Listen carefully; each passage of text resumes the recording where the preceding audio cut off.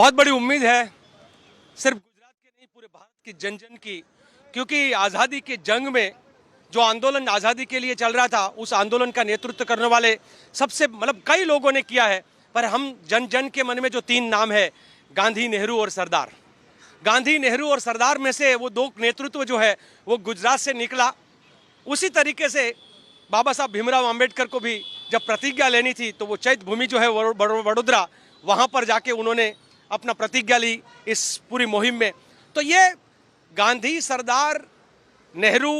और आप देखेंगे तो बाबा साहब भीमराव अंबेडकर, ये जो तीनों की जब चारों की बात करते हैं तो गांधी और सरदार यहाँ उनकी जन्मभूमि है। वो गांधी और सरदार की इस भूमि से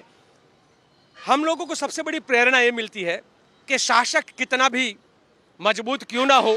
दुराचारी क्यों ना हो, शासक कितना भी तानाशाह क्यों ना हो, जिसका 200 साल तक ये भारत में राज रहा था, वो अंग्रेजी हुकूमत जिनका सूर्य कभी अस्त नहीं होता था, उस हुकूमत के खिलाफ भी साबरमती के संत महात्मा गांधी और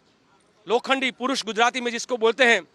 वो लोह पुरुष हिंदी में, तो ये सरदार पटेल वही गुजरात की भूमि से है। और सरदार स्मारक में CWC हो रही है और साबरमती के किनारे जहां पर महात्मा गांधी रहते थे उसी किनारे पर हमारी अधिवेशन होने जा रही है। तो वो अधिवेशन, तो ये दोनों ही इतना इम्पोर्टेंट हमारे लिए इसलिए है कि कांग्रेस के कार्यकर्ताओं को एक नई ऊर्जा मिलेगी, एक सोच, सत्य और अहिंसा के रास्ते पर चलकर ही देश का नवनिर्माण कर सकते हैं, लाठी और गोली से नहीं। लाठी और गोली तो अंग्रेजों के पास भी थी, बारूद भी उनके पास था, तब भी उनको यहाँ से जाना पड़ा। इस देश का तानाशाह कितना भी क्रूर क्यों ना हो,